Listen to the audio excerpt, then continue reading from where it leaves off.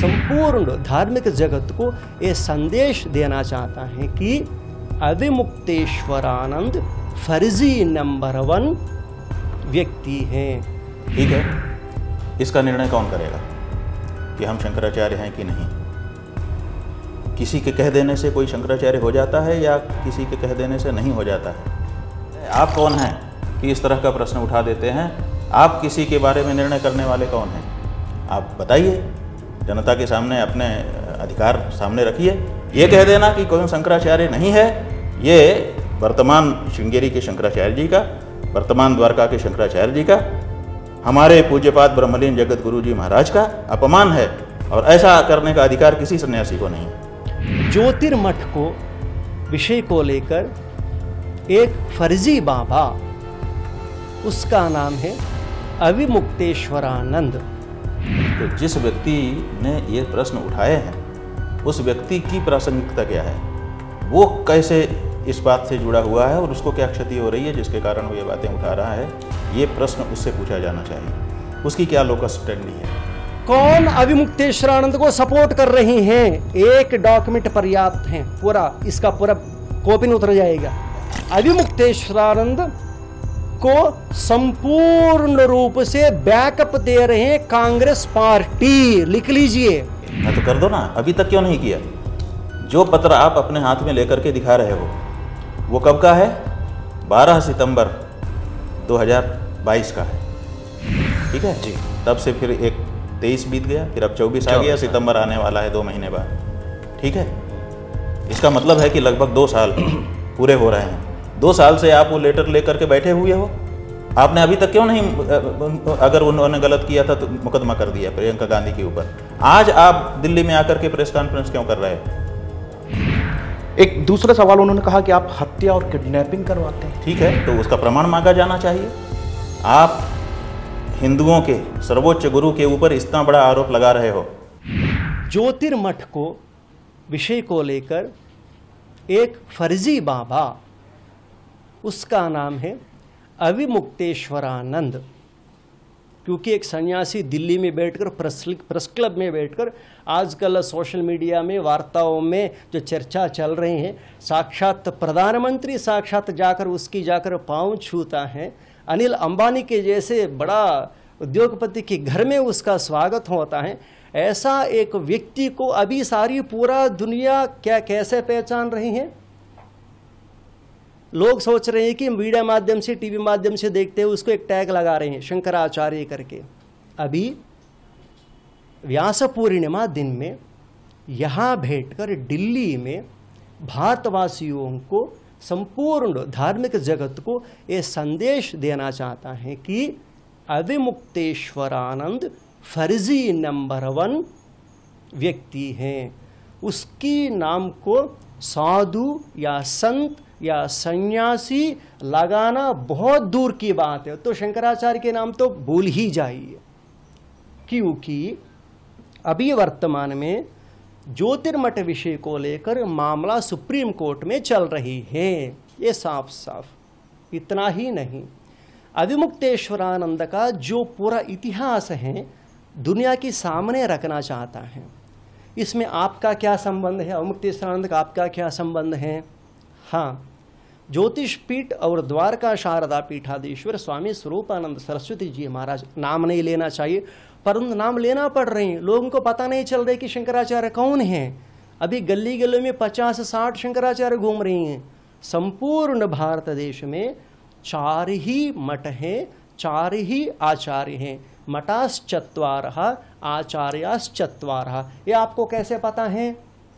ये आदिशंकर भगवत्पाद जी 2500 वर्ष के पहले आमनाई पीठ 4 स्थापित करते हुए एक नियमावली दिया था। उसका नाम है, एक शासन दिया था, एक लॉ दिया, उसका नाम है मठामनाई महानुशासनम। जैसे अभी देश कैसे चलता है? कानून के आधार पर चलता है ना, कानून में लॉ की अनुरूप देश चलता है। ऐसे ये 4 मठ एडमिनिस्ट्रेशन के लिए आदिशंकर भगवत्पाद जी ने मठामनाई महानुशासन लिखा। इसमें जो भी शंकराचार्य का नियुक्ति होता है मठामनाई महानुशासन के अनुरूप होना चाहिए। ये 4 मठों का सीमा क्या है, सन्यासी क्या है, ब्रह्मचारी कौन होता है, देवता कौन होता है, उसमें शंकराचार्य बनने के लिए योग्यता किस किस में कैसा कैसा योग्यता होना चाहिए।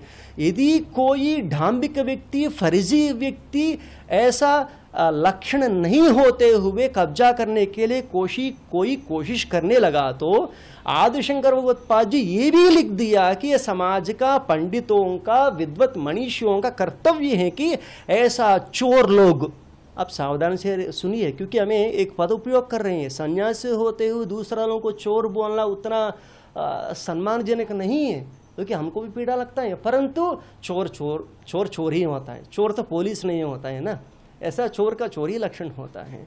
ऐसा अविमुक्तेश्वरानंद चोर ये पद से उपयोग करने में कोई संकोच नहीं है।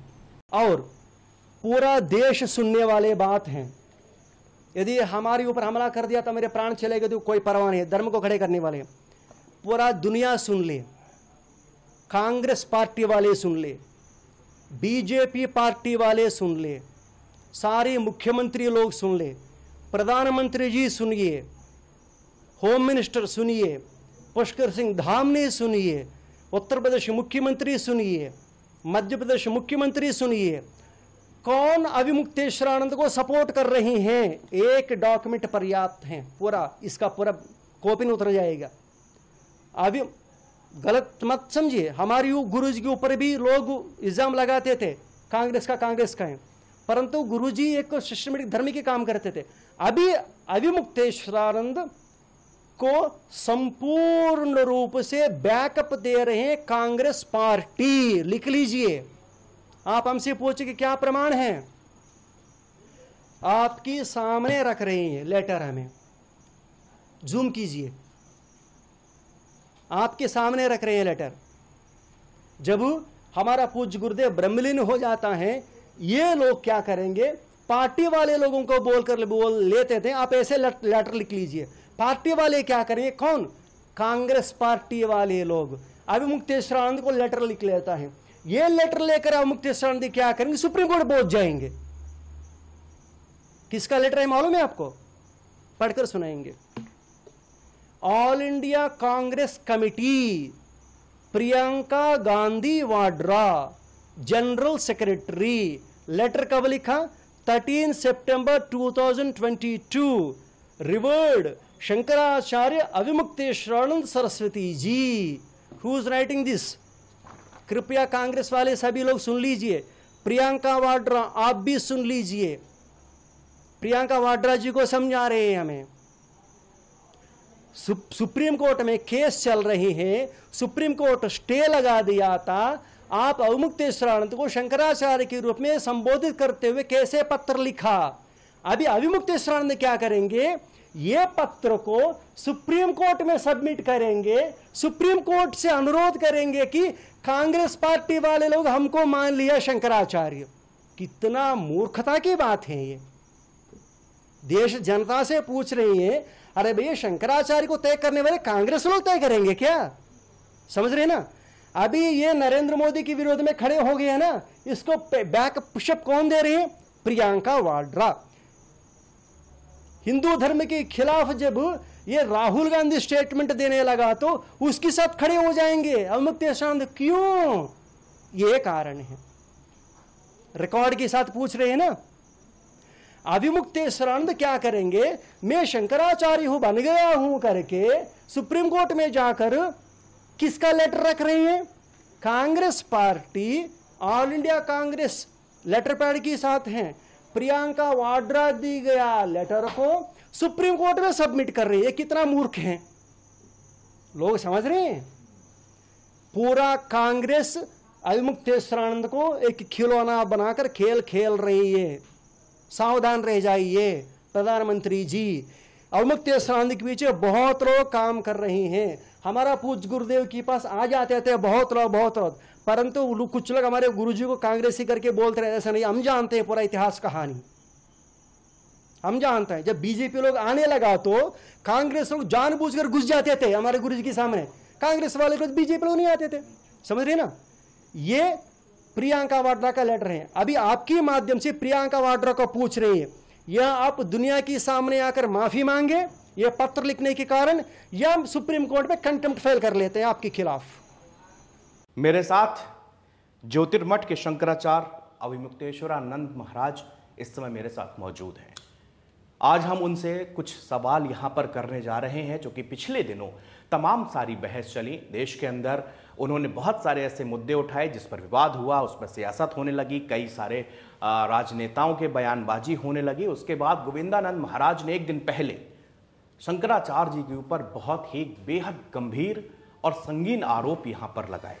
उन सभी सवालों पर आज मैं शंकराचार्य जी के सामने स्वयं यहाँ पर वो मौजूद हैं, दिल्ली में आए हुए हैं, और समय निकालकर आज वो कुछ हमसे यहाँ पर बातचीत करेंगे। और जो सवाल, जो उन पर आरोप लगाए गए हैं, वो सिलसिलेवार तरीके से शंकराचार्य उसकी एक एक सच्चाई यहाँ पर हमारे साथ में साझा करेंगे।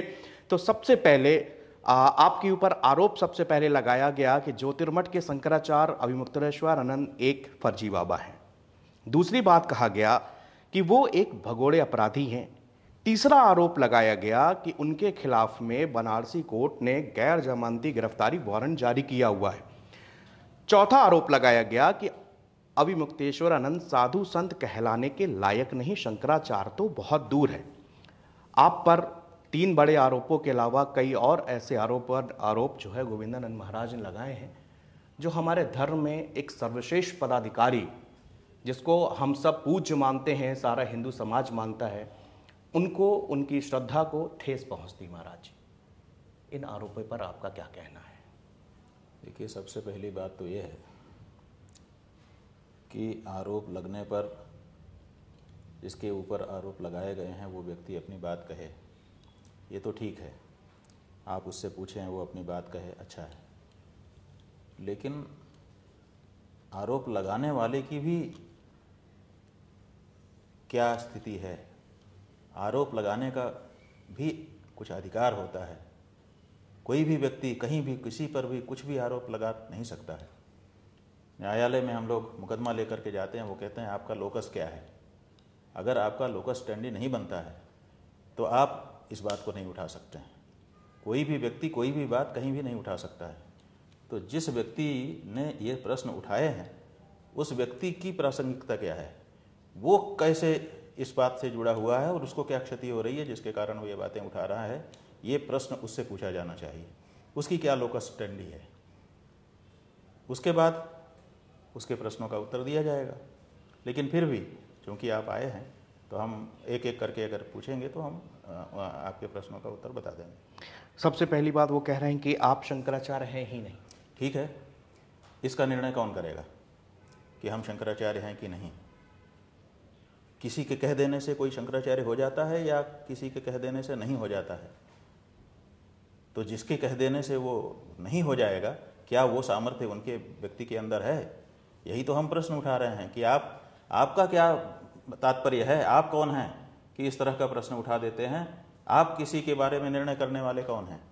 आप बताइए, जनता के सामने अपने अधिकार सामने रखिए कि मेरे ये अधिकार हैं, इन अधिकारों से अधिकारी बन करके मैं ये निर्णय करता हूं कि ये शंकराचार्य नहीं है। तो फिर विचार किया जाए। पहले आप अपने अधिकार तो बताइए कि आपको क्या अधिकार है कि आप किसी को कहें कि हैं या नहीं है। किसी के बारे में आपकी राय अलग हो सकती है जी, लेकिन वो है कि नहीं है ये निर्णय कर देना, ये निर्णय करने का अधिकार आपको कैसे आ गया? हमारे यहाँ शंकराचार्य परंपरा में ये व्यवस्था है कि कैसे शंकराचार्य बनता है जी। तो हमारे यहाँ गुरु शिष्य परंपरा है जी, स्वीकृत रूप से।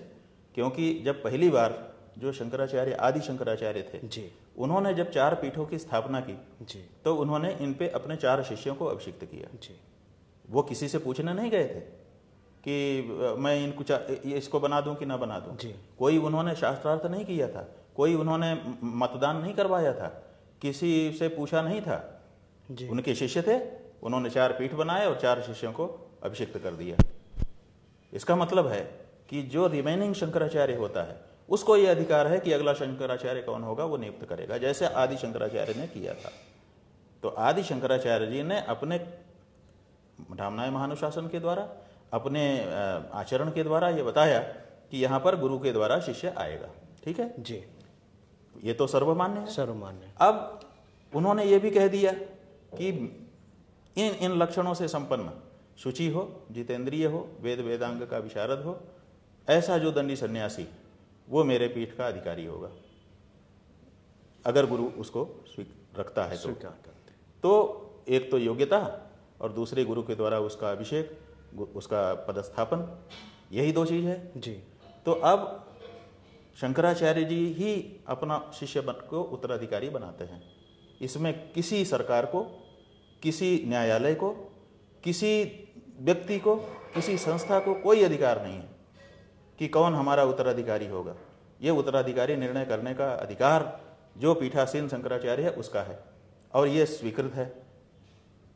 ठीक है, तो जब पीठासीन शंकराचार्य जो था उसने जिसको सिखाया, पढ़ाया, समझा कि ये योग्य है, अनेक शिष्य बनाए, अनेक शिष्यों में से किसी को योग्य समझा और उसके बारे में उन्होंने उद्घोषणा की अपने इच्छा पत्र के माध्यम से, और उसको फिर वो स्वयं होते तो स्वयं अपने सामने अभिषेक कर सकते थे जी, लेकिन स्वयं ना होने पर उनकी इच्छा को जान करके जो दूसरी पीठ के शंकराचार्य हैं, क्योंकि चारों शंकराचार्य के रूप में बराबर होते हैं, केवल क्षेत्राधिकार के कारण चार हैं, अन्यथा बात एक ही है।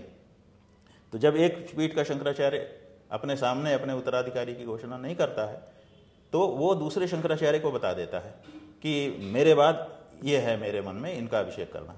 तो हमारे जो गुरुजी महाराज थे उन्होंने श्रृंगेरी के शंकराचार्य जी को 2007 में ही जाकर के बता दिया था, बेंगलोर में जब चतुष्पीठ सम्मेलन हुआ था, कि मैंने इन दोनों लोगों को चुना हुआ है और ऐसा अगर कोई अवसर आ जाए तो आप इनका अभिषेक करना। और उन्होंने इच्छा पत्र स्वयं अपना लिखा, तो उसके आधार पर श्रृंगेरी के शंकराचार्य जी ने अभिषेक कर दिया। तो ऐसी परिस्थिति में शंकराचार्य ही अंतिम निर्णायक होता है, दूसरा कोई इसमें कोई निर्णय नहीं कर सकता। कोई सरकार शंकराचार्य नहीं बनाती है, अधिकार नहीं है उनको। कोई राष्ट्रपति, राज्यपाल शंकराचार्य नहीं निर्मित करता है, कोई अखाड़ा भी शंकराचार्य निर्मित नहीं करता है, कोई दूसरी हिंदू संस्था भी शंकराचार्य निर्मित नहीं करती है। विश्व हिंदू परिषद RSS जो इस रूप में विख्यात है, शंकराचार्य बनाने का अधिकार, अगला शंकराचार्य कौन होगा, यह अधिकार केवल उस पीठ के पीठासीन शंकराचार्य का है और वो अपने ढंग से उसको बनाता है। उसी ढंग से हम लोगों को स्थापित किया गया पद पर। अब इसमें किसी व्यक्ति को यह कहने का अधिकार कि यह शंकराचार्य नहीं है, इसका मतलब है कि जो पूर्व शंकराचार्य जी थे उनकी इच्छा को आप अनादर कर रहे हो, उनके मनोभाव का आप अनादर कर रहे हो। इतना ही नहीं, उनकी इच्छा को, उनके भाव को समझ करके जिस दूसरी पीठ के शंकराचार्य ने हमारा अभिषेक किया, आप उनका अनादर कर रहे हो। तो कोई ऐसा व्यक्ति जो हमारे पीठासीन शंकराचार्य का अनादर करता हो, जो वर्तमान दूसरे पीठ के शंकराचार्य हैं उनका अनादर करता हो, उनकी इच्छा का आदर ना करके असम्मान करता हो, वो व्यक्ति कैसे अपने आप को सनातन धर्मी कहेगा, कैसे अपने आप को हिंदू धर्म कहेगा। तो ये अनधिकार चेष्टा है और ऐसे व्यक्ति को धार्मिक रूप से दंडित किया जाना चाहिए। शंकराचार्य जी, मेरे पास तमाम वो, इसलिए ये कह देना कि कोई शंकराचार्य नहीं है, ये वर्तमान श्रृंगेरी के शंकराचार्य जी का, वर्तमान द्वारका के शंकराचार्य जी का, हमारे पूज्यपाद ब्रह्मलीन जगत गुरु जी महाराज का अपमान है और ऐसा करने का अधिकार किसी सन्यासी को नहीं है। ये गोविंदानंद जी की बहुत सारी फोटो मेरे पास हैं जो कभी आपके सामने ऐसे दंडवत रहे हैं और अचानक से ये एक दिन जाते हैं और करीब 10 मिनट में आपके ऊपर आरोपों की एकदम झड़ी लगा देते हैं कि ये बात ये है कि हाँ, ये तो ठीक है, ये अलग बात है, कौन प्रणाम करता था कौन नहीं करता था हम ये नहीं कहना चाहेंगे। हम ये कह रहे हैं कि जो बात इस समय वो कह रहे हैं वो अपराध कर रहे हैं धार्मिक दृष्टि से। एक दूसरा सवाल उन्होंने कहा कि आप हत्या और किडनैपिंग करवाते हैं। ठीक है, तो उसका प्रमाण मांगा जाना चाहिए। आप हिंदुओं के सर्वोच्च गुरु के ऊपर इतना बड़ा आरोप लगा रहे हो, क्यों ना आपके ऊपर मुकदमा चलाया जाए कि आप गलत आरोप लगा रहे हैं और आप शंकराचार्य की जो गरिमा है उसको ठेस पहुंचाने के लिए कार्य कर रहे हैं। तो अगर उनके पास इस तरह के कोई प्रमाण होंगे तो उनका कथन मान लिया जाएगा, और अगर नहीं होंगे तो यह माना जाएगा कि यह दुर्भावनावश आरोप लगाया गया और इससे उनके मानहानि का इरादा रख करके ये लगाया गया और उसके लिए जो कानून है वो उनको दंडित करेगा। क्या आपको लगता है कि किसी राजनीतिक इशारों से किया जा रहा है?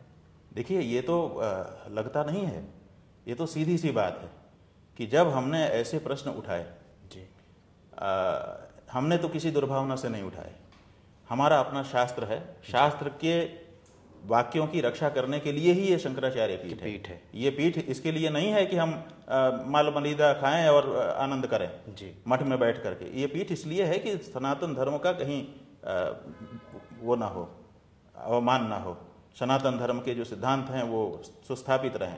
तो जब ऐसे पिछले दिनों अनेक प्रसंग ऐसे आए जहाँ पर सनातन धर्म के नियमों की अवहेलना हो रही थी, तो हमने मुखर होकर के उन प्रश्नों को उठाया, और उठाने के बाद जब हमने प्रश्न उठाए तो उन प्रश्नों का जवाब नहीं था किसी के पास। तो लोगों ने, जब जवाब नहीं होता है तो फिर दूसरे रास्ते खोजे जाते हैं, तो फिर गाली देना शुरू किया, फिर IT सेल को लगाया गया, फिर अब इनको पकड़ करके लाया गया है कि तुम आओ, तुम अपने मन का बोलो, हम तुम्हारी सब व्यवस्था करेंगे। तो इसमें कुछ अनुमान लगाने की आवश्यकता नहीं है, ये पूरी तरह से प्रायोजित करके इनको लाया गया है।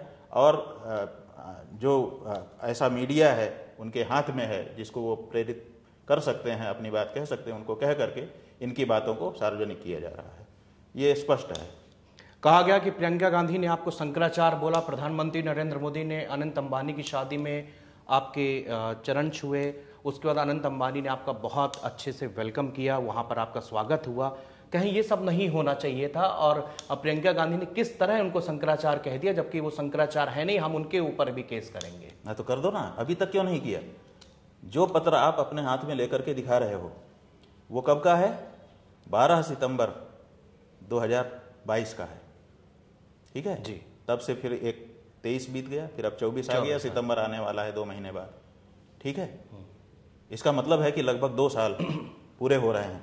2 साल से आप वो लेटर लेकर के बैठे हुए हो, आपने अभी तक क्यों नहीं, अगर उन्होंने गलत किया था तो मुकदमा कर दिया प्रियंका गांधी के ऊपर। आज आप दिल्ली में आकर के प्रेस कॉन्फ्रेंस क्यों कर रहे हो? एक बात। और दूसरी बात यह है कि जिस समय प्रियंका गांधी ने पत्र लिखा शंकराचार्य संबोधित करते हुए, उसी समय भाजपा के बड़े नेताओं ने, उन्होंने भी पत्र लिखा, उन्होंने भी शंकराचार्य लिखा, भाजपा के नेताओं ने भी, भाजपा के नेताओं ने लिखा, राज्यपालों ने लिखा। भाई आनंदीबेन को तो आप जानते हो, बिल्कुल सर, वो तो कांग्रेस में नहीं हो सकती ना, नहीं। वो तो प्रियंका गांधी के कहने से चिट्ठी नहीं लिख सकती ना। नहीं। आनंदीबेन पटेल, ये आनंदीबेन पटेल हैं जो उत्तर प्रदेश जैसे बड़े राज्य की राज्यपाल हैं और भारतीय जनता पार्टी में इनका अपना स्थान है। वो उसी तारीख, उन्हीं तिथियों में लगभग पत्र लिख रही हैं। आप देखिए, इसमें पत्र ले लीजिए, इसको आप इसमें भी शंकराचार्य का आप बड़ा करके दिखाइए। ये थोड़ा सा इसमें कौन सी बात है, आप दिखाइए। ये आनंदीबेन पटेल, ये जो है 21 सितंबर 2022 का आनंदीबेन का पत्र है, उनका हस्ताक्षर है, और लिफाफा में, जिस लिफाफे में वो पोस्ट करके आया है वो लिफाफा है, पोस्ट से आया है। कोई ऐसा भी नहीं कि जा करके करवा करके ले लिया किसी ने। उनके मन में भावना है, उस भावना को प्रकट कर रहे हैं। वो जानते हैं कि शंकराचार्यों का क्या महात्म्य होता है और हमारा क्या कर्तव्य होता है। लेकिन उन्होंने जिक्र से प्रियंका गांधी का, हाँ, तो वही बात है ना। इसका मतलब क्या है कि जब भाजपा के भी नेता पत्र लिख रहे हैं, जब कांग्रेस के भी नेता पत्र लिख रहे हैं, तो आप केवल एक पक्ष का पत्र दिखा करके ये क्या सिद्ध करना चाहते हैं? इसका मतलब है कि आप पक्ष विशेष के लिए कार्य कर रहे हैं। आपको दोनों बातें सामने रखनी चाहिए। अगर सत्य के पक्षपाती आप हैं तो आप केवल प्रियंका गांधी का पत्र दिखा करके कहते हैं अच्छा प्रियंका गांधी ने पत्र लिख दिया, तो कोई अगर हमको पत्र लिख देगा तो हम उसके अनुसार के हो जाएंगे। अरे पत्र लिख करके व्यक्ति अपना व्यवहार बनाने की कोशिश करता है कि भाई अब हमारा व्यवहार इनसे बना रहे, इसके लिए पत्र लिखता है और अपने शिष्टाचार को व्यक्त करता है कि आप आए हैं, हम आपका स्वागत करते हैं, आप समाज को योगदान करेंगे, इस आशा से एक शिष्टाचार व्यक्त करता है। इससे ज्यादा उसका क्या तात्पर्य होता है? और फिर 2 साल का समय बीत गया, आप कहते हैं मैं इनके ऊपर मुकदमा करूंगा, सुप्रीम कोर्ट में करूंगा। तो आपने अभी तक क्यों नहीं किया? इसको कोई पत्रकार इस तरह से नहीं पूछता है कि भैया भवन में 2 साल तक आप क्यों बैठे महाराज जी, आप बताइए, आज ही क्यों आप कह रहे हैं और अभी भी कह रहे हैं कि करूंगा? कर नहीं रहे हैं, करके देख लो। अच्छा, सुप्रीम कोर्ट क्या कहेगा क्या नहीं कहेगा? सुप्रीम कोर्ट ने आपसे मदद मांगी है? सुप्रीम कोर्ट के पास स्वयं ताकत नहीं है कि उसकी अवमानना कोई कर रहा है तो वो स्वयं देख ले? वो आपसे रिक्वेस्ट कर रहा है कि मेरी मदद करिए, मेरा अवमान हो रहा है, मेरे सम्मान को बचाइए। ये कैसी बातें की जा रही हैं? सुप्रीम कोर्ट स्वयं सक्षम है। अगर उसका कोई अपमान कर रहा होगा तो सुप्रीम कोर्ट के पास वो पावर है बड़े बड़ों को खड़ा कर देते हैं कि खड़े हो जाओ, निकल जाओ कह देते हैं जी। तो सुप्रीम कोर्ट सुप्रीम है जी। उस सुप्रीम कोर्ट के पास इतना पावर नहीं है कि वो उसकी अवमानना करने वाले को सजा दे सके। आपकी मदद ले रहा है वो, और फिर भी पत्रकार इस बातों को सुन रहे हैं। बड़ा आश्चर्य होता है। तो सुप्रीम कोर्ट के सामने मुकदमा है, ये बात सही है। वो मुकदमा हमारे सामने से नहीं है, वो मुकदमा हमारे पहले से चल रहा है, 1953 से चल रहा है।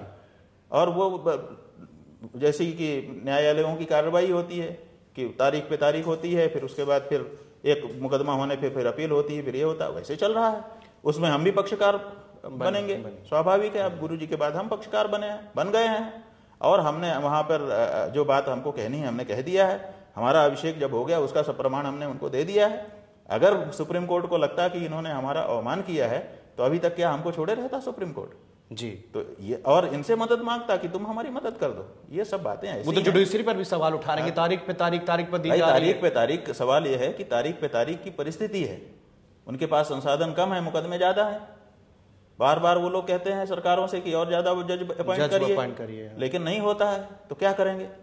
तो उनको तारीख पे तारीख देना पड़ता है। फिर जब तारीख पे तारीख वो देते हैं उसमें पक्षकारों की भी भूमिका होती है। पक्षकार छुट्टी मांग लेते हैं, आज मेरा वकील नहीं है, आज मेरा ये नहीं है, आज मेरा वो नहीं है, आज तकनीकी तमाम आर्गुमेंट लगा दिए तो फिर तो ऐसी परिस्थिति में तारीखें पड़